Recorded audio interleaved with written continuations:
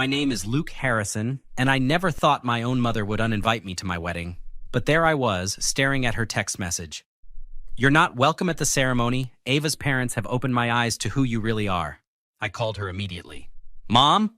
What are you talking about? Don't play innocent with me, Luke, she said coldly. The Carmichaels told me everything. The gambling debts, the anger issues, the way you've been manipulating Ava. What?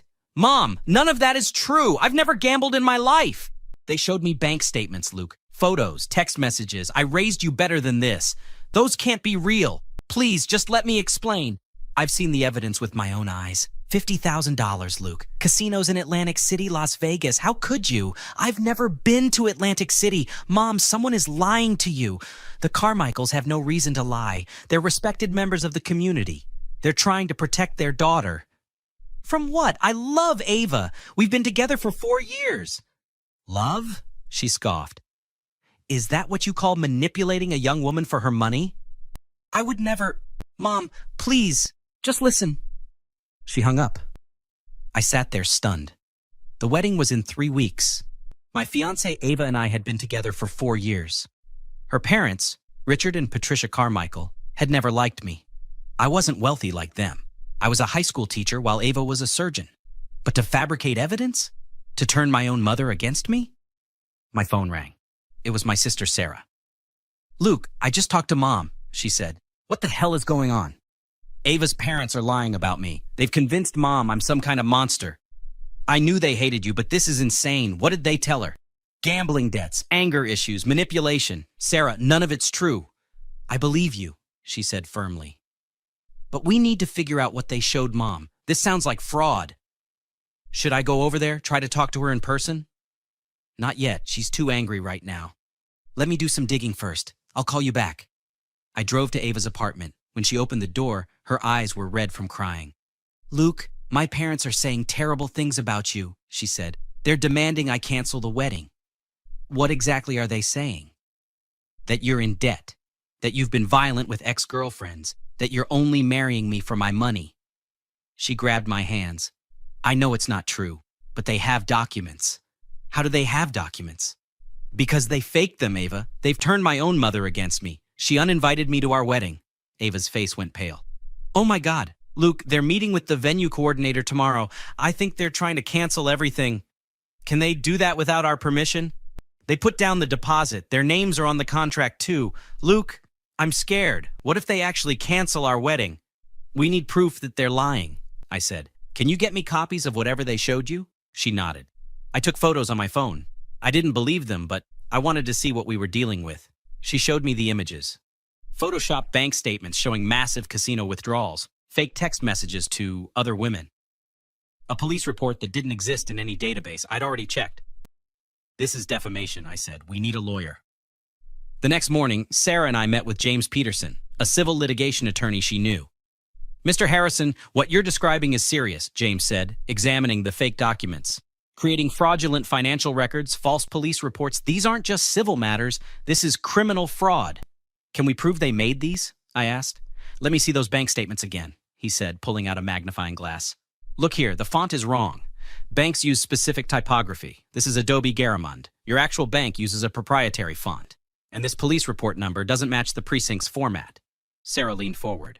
So we can prove they're fake? We can prove these specific documents are fraudulent, but we need to establish that the Carmichaels created them. Do you have any recordings of them making accusations? I shook my head. Just my mother saying they showed her evidence. Start documenting everything, James advised. Record all conversations with consent. Save all messages. We need to catch them in the lie. What about the venue? I asked. They're trying to cancel our wedding. I'll file for a temporary restraining order. They can't cancel a contract that has your fiancé's name on it without her consent, regardless of who paid the deposit. That afternoon, I met my mother at a coffee shop. I told her I was recording our conversation for legal purposes, and she'd agreed. She arrived looking disgusted. I agreed to this meeting, but I have nothing to say to you, she said. Mom, please, just tell me exactly what Richard and Patricia told you. They came to my house last week with a folder full of evidence. Bank statements showing you've gambled away over $50,000. A police report from your ex-girlfriend claiming you assaulted her. Text messages to other women while you've been with Ava. And you believed them without talking to me first? Her expression softened slightly. Luke, they were crying. Patricia was sobbing, saying they couldn't let their daughter marry someone who would hurt her. Did you verify any of it? Call the police department? Contact my bank? She hesitated. Richard said you'd deny everything. He said manipulators always do. He said you'd have explanations for everything, that you'd make me feel guilty for not trusting you. And that didn't sound like manipulation to you? What? Mom, they literally told you I would defend myself and that my defense was proof of guilt. That's textbook manipulation. Her hands started to shake. I didn't think of it that way. Did they ask you to do anything else? They wanted me to call your principal, to warn her that you might be unstable around students. My blood ran cold. Did you? No, I was going to, but I wanted to talk to you first. That's why I'm here. Mom, I'm your son. You've known me for 30 years. Do you really think I'm capable of this? I don't know what to think anymore. I pulled out my phone. Can I show you something? I had a forensic document analyst look at those bank statements. They're forgeries. I showed her James's report. Her hands trembled as she read it. Why would they do this? She whispered. Because they don't think I'm good enough for Ava. Because I'm not rich. Because they can't control me like they control her. But the police report doesn't exist. Call the precinct yourself. That report number isn't in their system. She pulled out her phone with shaking hands and made the call. 5 minutes later, she hung up, tears streaming down her face. They confirmed it, she whispered. There's no report. Oh God, Luke, what have I done? Meanwhile, Ava was doing her own investigation. She called me that evening. Luke, I searched my father's study, she said. I found the files, the originals, templates they used to create the fake documents. There's even notes in my mother's handwriting about which lies to tell to whom. Can you photograph everything? Already did. Luke, there's more. They have a list of everyone they've contacted.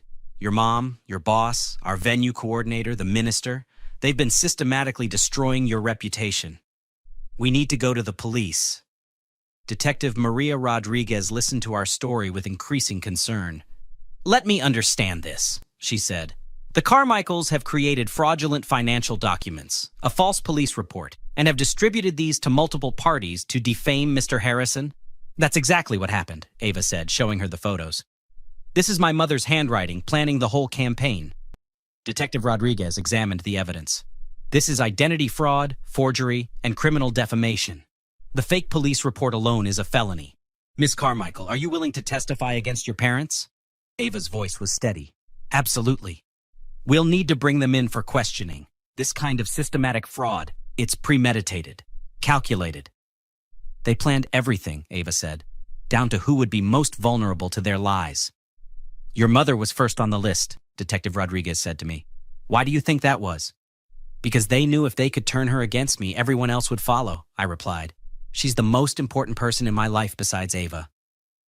2 days later, we all gathered at the police station. Richard and Patricia arrived with their lawyer, looking confident. This is ridiculous, Richard announced. We're the victims here. We were trying to protect our daughter from a con artist. Mr. Carmichael, Detective Rodriguez said calmly, please sit down. We don't have to sit down. We haven't done anything wrong. Sit down. Her voice was steel. They sat. Detective Rodriguez laid out the evidence. Mr. Carmichael, we verified that these bank statements are forgeries. The police report number doesn't exist. We've pulled Mr. Harrison's actual financial records. No gambling debts, no police record. Nothing you claimed is true. Patricia's face went white.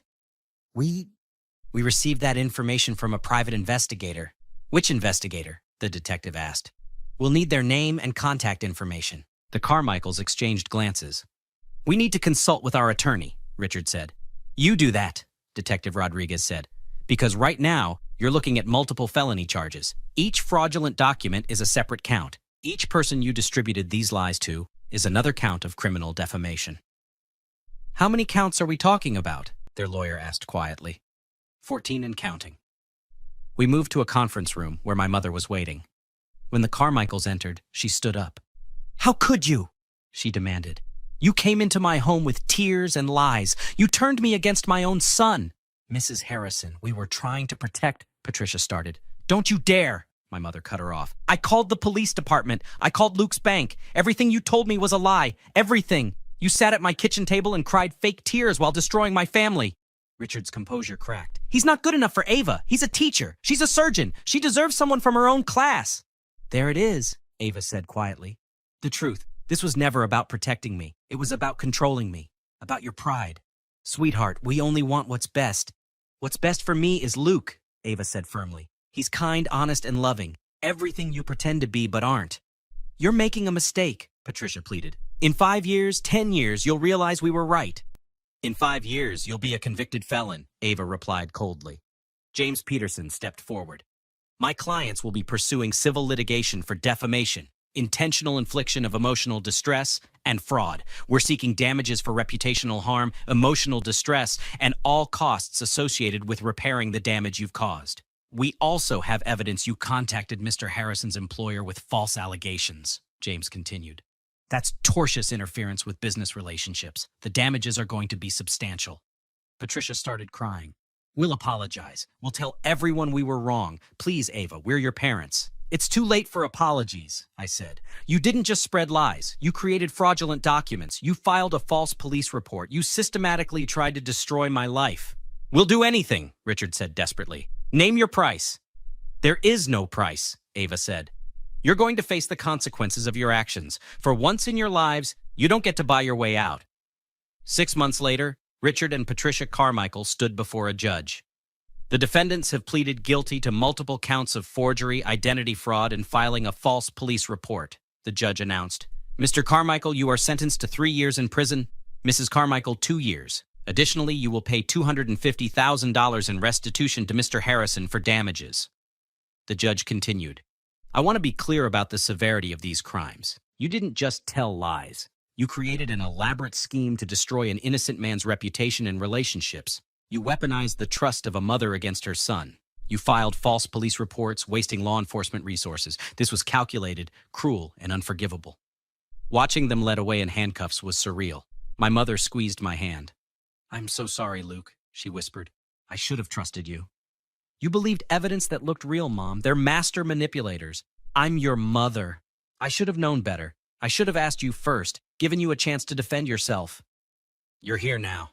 That's what matters. The civil lawsuit had settled out of court.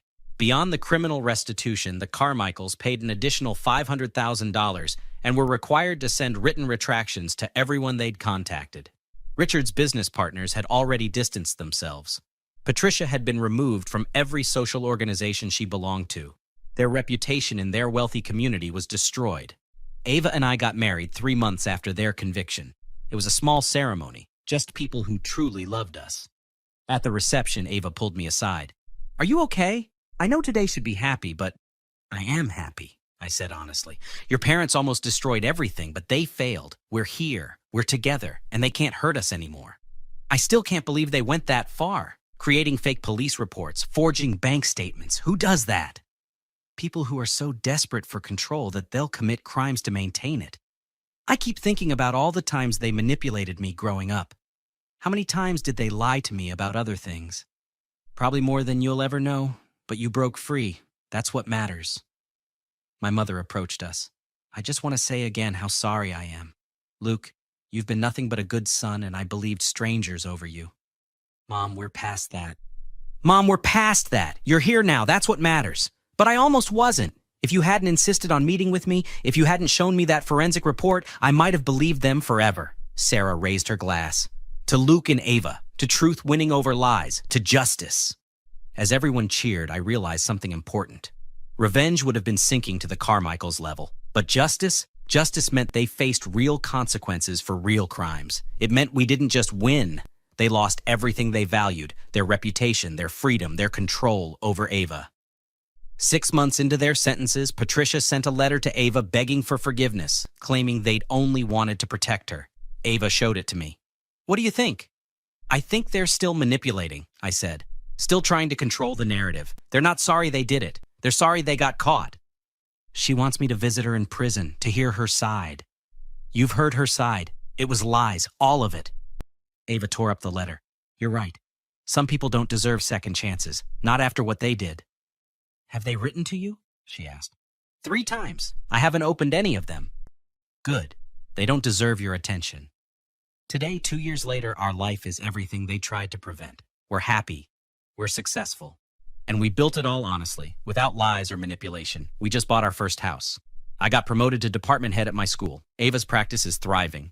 The Carmichaels lost their freedom, their money, their reputation, and their daughter. Not because we sought revenge, but because they committed crimes and faced justice. That's the difference between revenge and justice. Revenge is personal. Justice is earned. Revenge makes you feel good in the moment. Justice makes things right. My mother and I are closer than ever now. She learned a hard lesson about trust and manipulation. She volunteers now at a nonprofit that helps victims of fraud and defamation, using her experience to help others recognize manipulation tactics. Have you ever had someone try to sabotage your relationship or reputation with lies? What would you have done in my situation? Like and subscribe for more stories about people who refused to be victims and fought back the right way.